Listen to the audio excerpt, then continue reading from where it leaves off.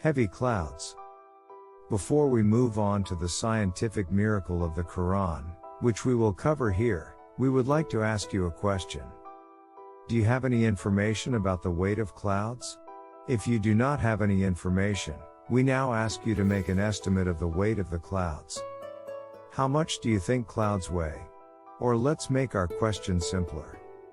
Do you think clouds are heavy? Or is it light?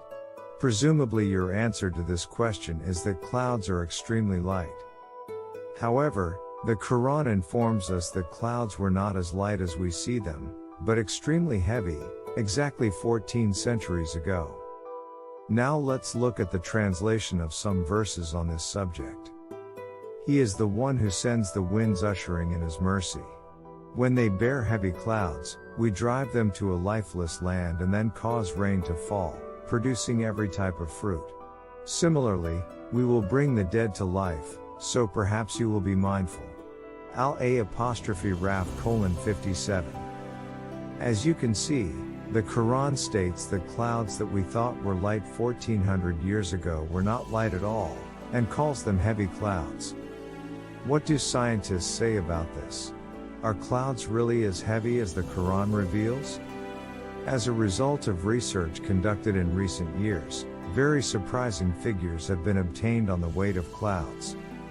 For example, water weighing up to 300,000 tons is collected in a storm cloud. Yes, you heard right. We're talking about 300,000 tons of clouds. The fact that a mass of 300,000 tons in the sky can be stopped without being dropped without a mast is truly astonishing to the minds. It is much more interesting that this information is mentioned in the Quran. The weight of the precipitation that falls enough to cover an area of 50 kilometers with a thickness of 1 centimeter is about 500,000 tons. Now let's consider this point. It is not possible for people to have this knowledge about the weight of clouds at the time the Quran was revealed. Maybe we even thought that clouds were very light until we learned this information. But clouds weigh hundreds of thousands of tons, and this information is given exactly in the Quran. After hearing all this, how can there be any doubt that the Quran is the book of Allah?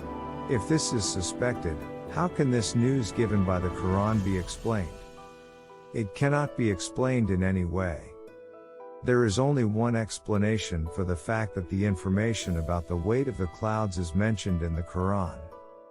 It is this: the Quran is the book of Allah who stores tons of water in the clouds. He drives the clouds with the winds to arid lands, and gives life to those lands. Yes, the Quran was sent by Allah who created the clouds and carried tons of water in the air. We believed and we obeyed.